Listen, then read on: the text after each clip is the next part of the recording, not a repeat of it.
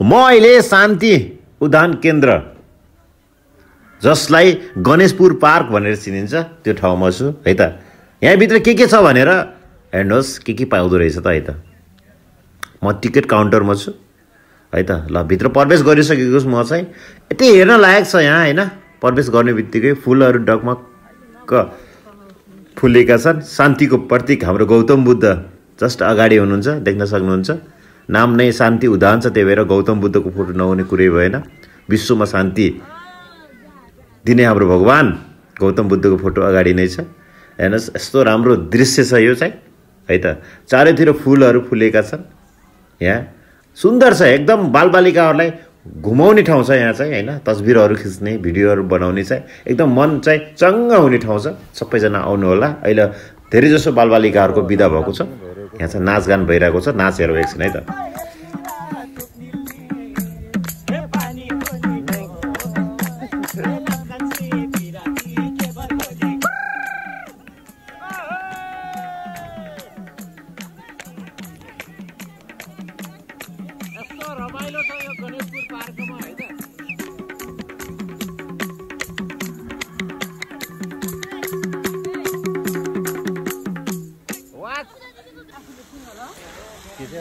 यस्तो रमाइलो छ। हामी नाचगान हेरिसकेपछि चाहिँ फेरि अगाडि बढ्यौँ।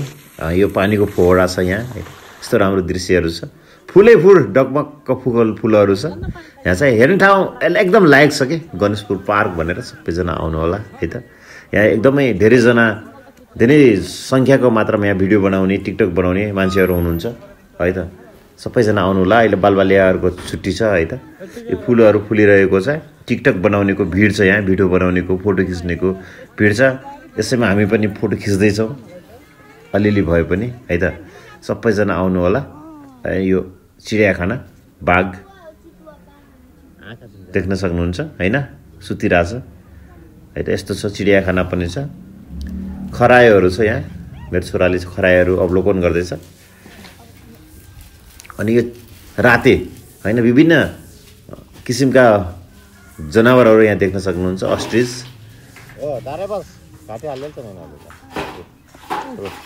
जुन विश्वमा सबभन्दा ठुलो पक्षी भनेर चिनिन्छ। अस्ट्रिच छ यहाँ है त।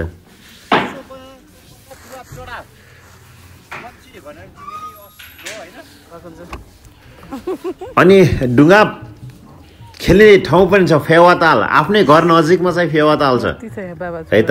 तुलसीपुर नजिकै छ। धेरै छैन, जम्मा 1.5 किलोमिटर पर्छ यहाँ पुग्नलाई तुलसीपुर बजारदेखि। यस्तो रमाइलो ठाउँ छ। हामी चाहिँ डुङ्गा पनि खेल्यौँ त्यहाँ हैन। तर सस्तो छ है त। हरेक कुराहरू चाहिँ टिकटलाई 50, त्यस पछाडि डुङ्गा चढेको पनि 50, अनि यो घोडामा सवार भएको पनि 50 नै हो है त। हामी त घोडामा पनि चढेको थियो। घोडा एकदम खस्ने डर हुन्छ। अलिकता बालबालिकाहरूलाई चाहिँ सेभ गरेर लग्नुपर्ने हुन्छ।